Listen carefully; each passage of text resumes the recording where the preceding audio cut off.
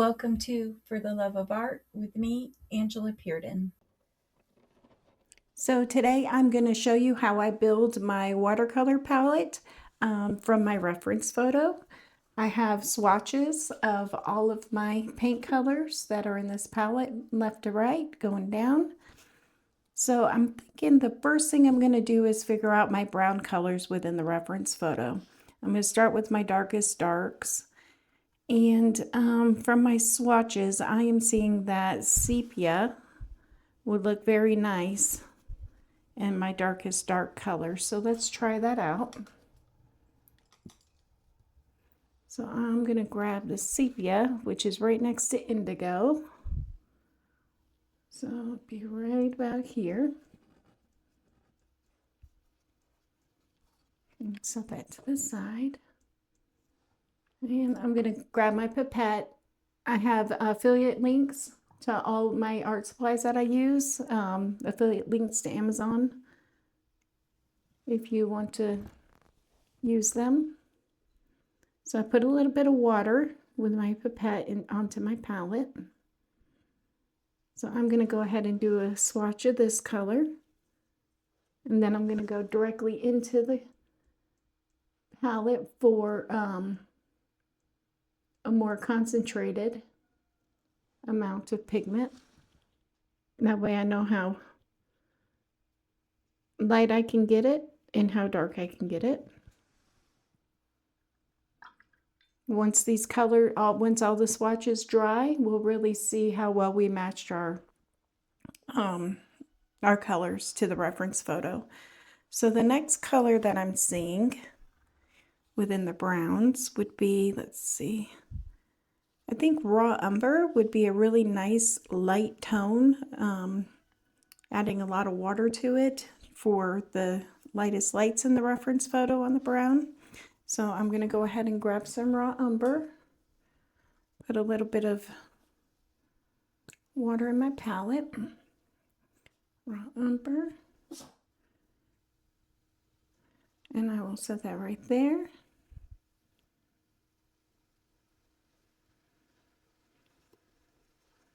There we go. Now I'll put a little swatch of that right here. And then I'll pick some up directly from the palette. Okay. Now I want to get like a reddish color going within the fur. So I think we're going to try burnt umber. I think that would be a really nice brown to put in it and kind of put a little bit more reddish brown into the painting. And burnt umber is right next to the Indian red. So it's right here. Go ahead and add a little bit of water right here.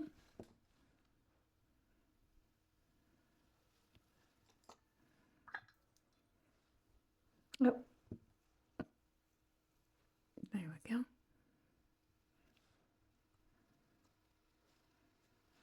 Now we'll place a swatch down right here next to it.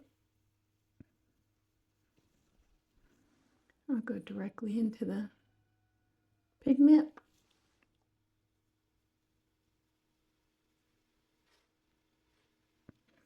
So the more water you add to your watercolors, the lighter value you'll get. The more pigment you add, the darker value you'll get.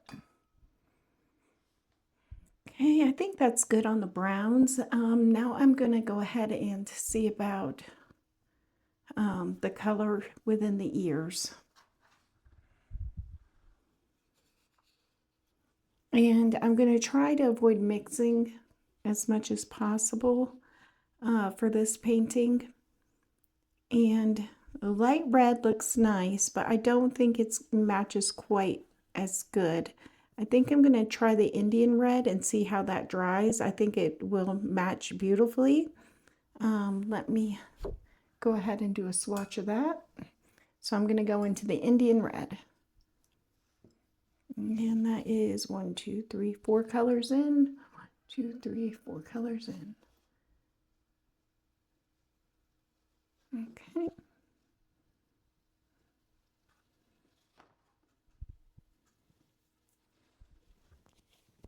And so I'll go ahead and just place that right here. Go directly into my palette. Get a more concentrated amount. See the darker value in that. And when that dries, we'll be able to see the color match a lot better. All right, so now we're going to go into the carrot. And looking at my swatches, I'm thinking the burnt sienna will be a perfect color for the carrot. Let's go ahead and swatch that out. Yeah, I think for the shadows in the carrot, I think adding a little bit of the burnt umber to it will make a great shadow color. And the darkest darks in the carrot, I think the sepia would, the little lines, the darkest darks, the sepia would do great.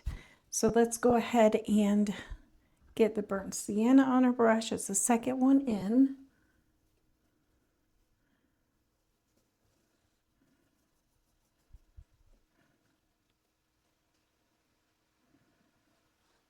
Okay. Now go ahead and place a swatch of that down. Do a darker value of it. And there we go. And then I'm going to see what it looks like adding the burnt umber to it. So let's just take a little bit of this, pull it over, and take a little bit of the burnt umber. How many is that in? 1, 2, 3, 4, 5 in. 1, 2, 3, 4, 5 in. That's why it's great doing swatches, so you know exactly where each color is located on your palette.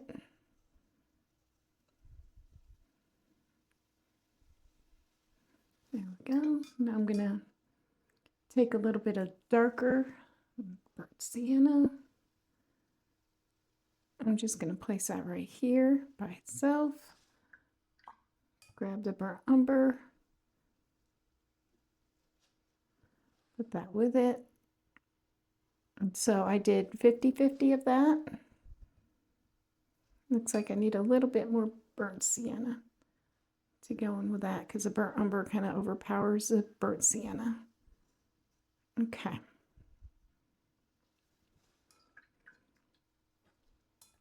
So now I'll go ahead and swatch this out and see if that'll make a good shadow color within the carrot.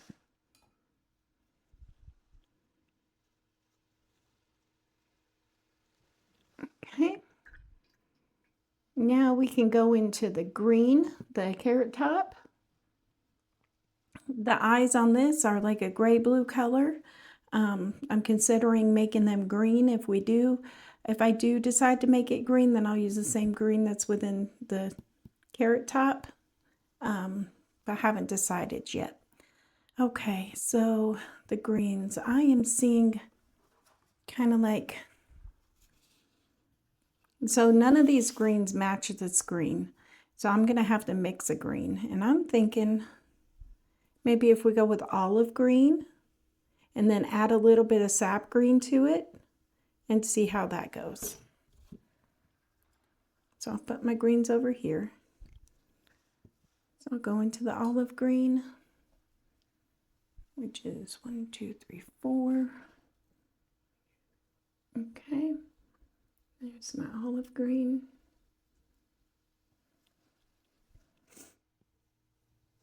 And there we go. Want to add quite a bit of this because I need the darker value and the lighter value to put on my swatch.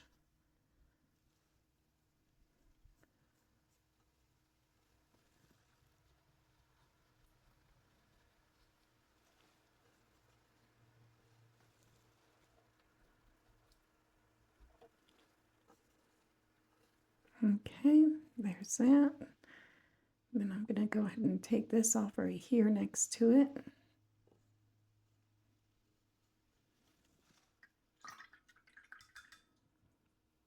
All right, now we'll go into the sap green, which is right next to it.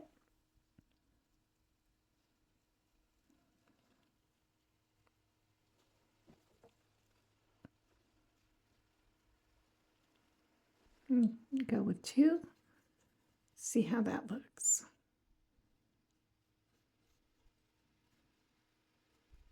I'll put that to the side here. Now I'm going to add a little bit more. Let's see.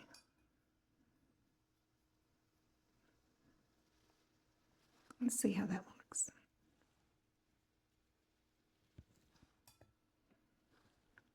And pull a little bit of that up. Okay, so we'll let that dry. I think that would be a good color maybe for like the lightest parts of it, but I'm thinking I need to go ahead and add a little bit more of the burnt umber. So what I'm going to do is I'm going to take this one right here with the olive and sap green. I'm going to add some burnt umber to that. Make her darker, a darker color. So we are right here. Okay, so now I'm going to add a little bit of burnt umber to that and see what color that turns into. Okay, it's a little bit too on the brown side, so I'm going to go ahead and add some more olive green.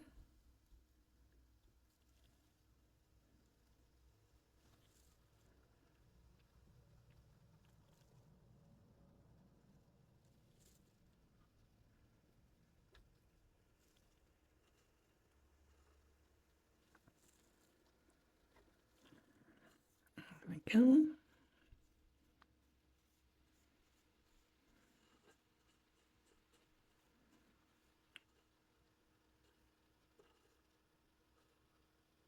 Now I'm going to brighten that up a little and add a little bit more sap green.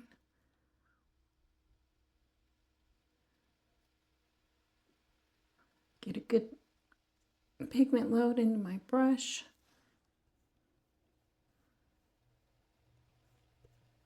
There we go.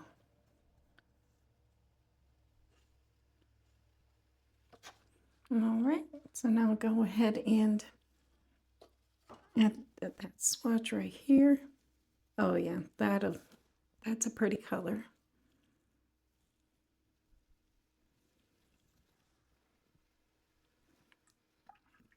And this one I'm thinking it's going to need a little bit more olive green to it. It's not fully dry yet, but it's still a little bit too bright. So get a good pigment load. So the olive green sap green mixture, you're going to have more olive than sap. Okay. Now I'm going to go ahead and try that. There we go. Now for the color in the eyes, they're like a grayish blue color. So I think I'm going to try indigo with a little tiny bit of Payne's gray into it. Let's see how that'll look. And I will put that one right here. So our indigo is right next to the Payne's gray, right next to the sepia, until I use indigo quite a bit. It's almost gone out of my palette. Here we go. I don't even know where I put my water at. It's okay. I'll just set it right here. Oh, well, that's where I put it. Okay. Get a little bit more indigo.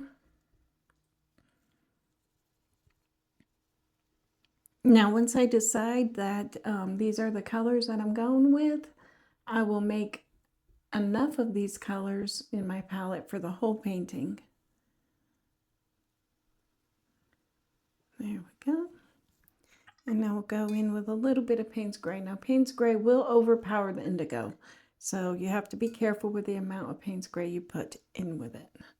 So I'm just gonna do a little bit right there on the tip of my brush. I don't know if you can see that.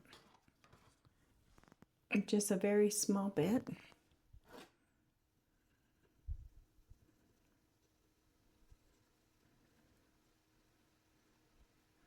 We can always add more to go darker.